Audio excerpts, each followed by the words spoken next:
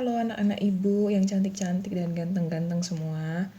Kita mau lanjutkan pembahasan hari ini dari bab 2 mengenai turunan. Yang akan kita bahas di sini adalah 2.3 yaitu aturan pencarian turunan. Oke, nah apa saja yang menjadi aturan dalam menentukan turunan? Nah, kita lihat di sini ada sebanyak 8. Aturan pertama adalah jika fx adalah fungsi konstan ya, fx diberikan sama dengan k, maka f aksen x sama dengan 0. Perhatikan di sini bahwa yang dimaksud dengan fungsi konstan ya, si fx ini tadi, di sini kan dia selalu diberikan sebagai suatu bilangan gitu ya, misalnya fx sama dengan 5, fx sama dengan 20 dan seterusnya. Selalu diberikan sebagai suatu bilangan konstan. Nah, dalam hal ini ya, di dalam variabel x, fungsi konstan ini tidak memiliki perubahan terhadap variabel x, gitu ya. Jadi karena fungsi konstan tidak memiliki perubahan terhadap variabel x, sementara dalam turunan itu kita menentukan perubahan dari suatu fungsi, dikatakan bahwa fungsi konstan tidak memiliki perubahan, atau dengan kata lain fungsi konstan tidak memiliki turunan. Oke. Nah, makanya fungsi konstan ini dalam turunannya dia sama dengan 0 gitu ya.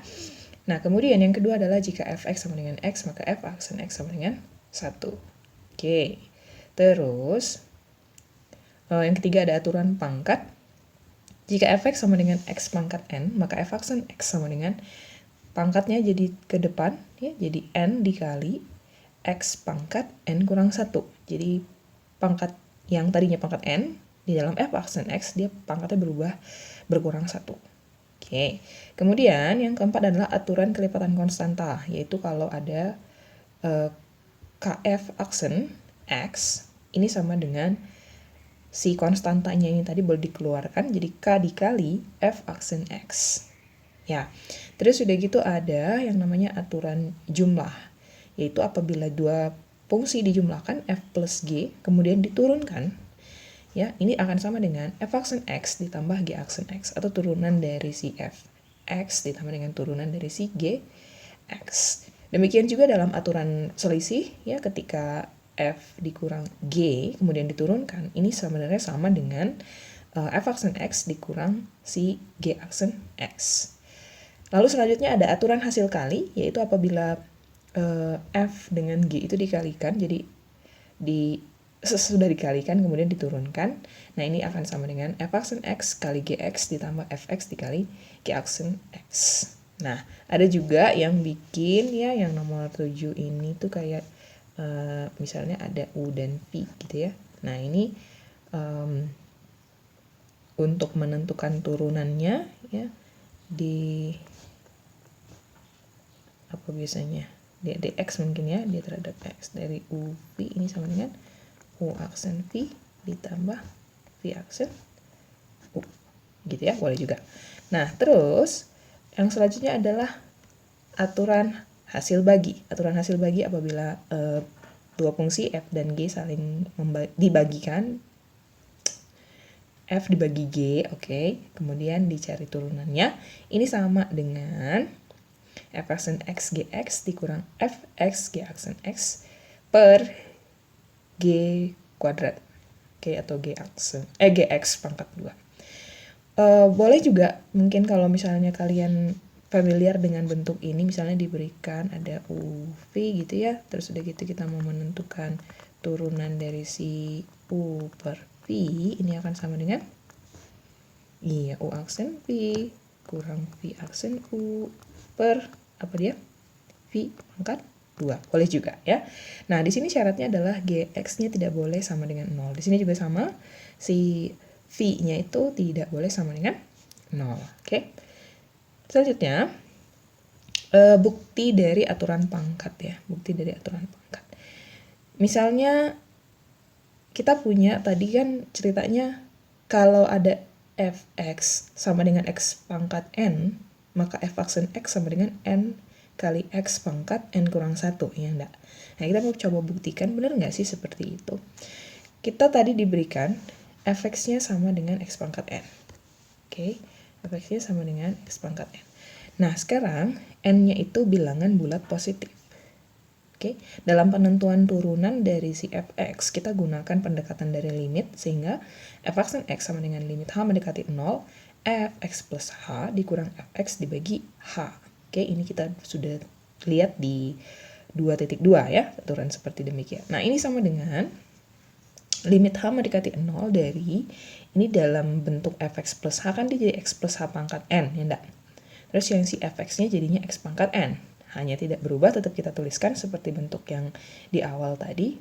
Oke, di langkah selanjutnya, x plus h pangkat n ini dijabarkan dengan menggunakan yang namanya binomial Newton ya.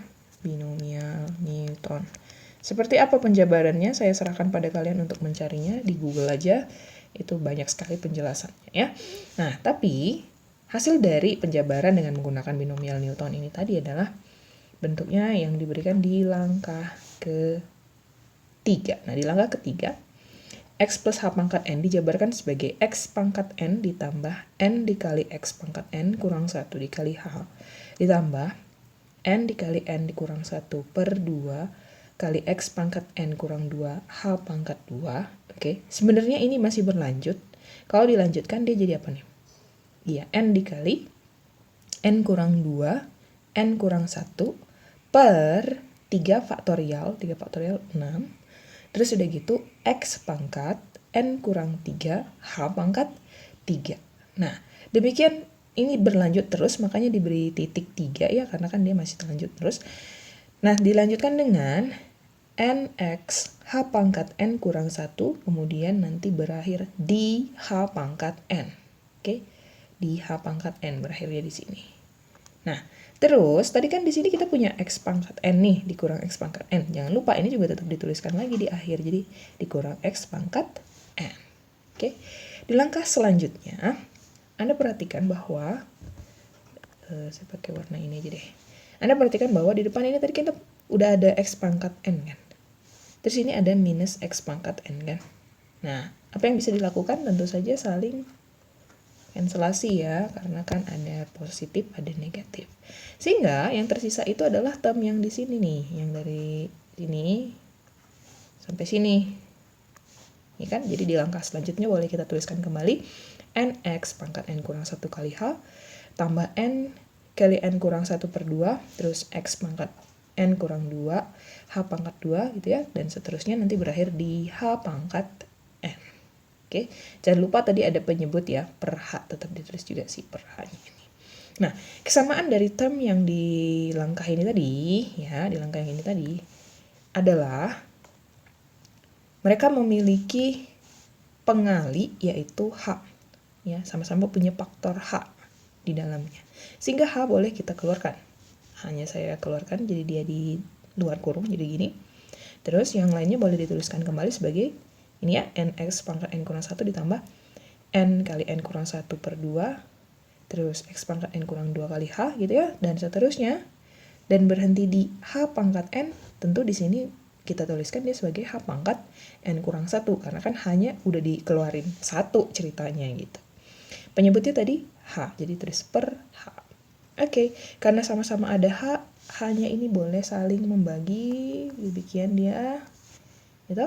Jadi yang tersisa itu yang term yang di sini ya, yang saya kasih tandain lagi.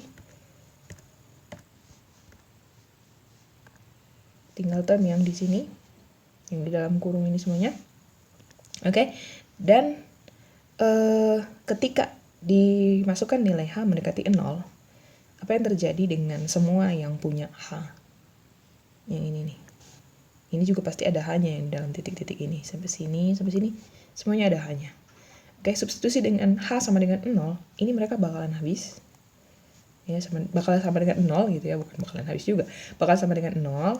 Nah, terus yang tersisa tinggal si ini nih, si n dikali x pangkat n dikurang 1. Oke, tinggal ini. Nah, itulah sebabnya kita boleh membuktikan bahwa ketika fx sama dengan x pangkat n, maka f aksen x ya kan sama dengan si nx pangkat n kurang 1. Oke, gampang ya. Selanjutnya, di sini adalah contoh soal ya, nomor 1 itu kalau kita diberikan f(x) sama dengan 2/5x kuadrat kurang 1, kita mau menentukan turunannya. Nah, aturan yang boleh dipakai dalam menyelesaikan soalnya seperti ini adalah aturan pembagian. Aturan pembagian tadi, apa dia? U aksen V, gitu kan? Dikurang V aksen U dibagi V kuadrat. Boleh, ya. Jadi, U aksen V. Ini dianggap sebagai U, ini dianggap sebagai V. Kalau gitu, kan U itu kan 2 ya di sana ya, konstan. Turunan dari konstanta sama dengan 0. 0 dikali dengan V sama dengan 0. Oke, dikurang gitu kan. V aksen U. V aksen U-nya adalah si, ini kalau dicari turunannya dia jadi, pangkatnya jadi tulis ke depan kan. 2 kali 5 X pangkat 1. Berarti 10X.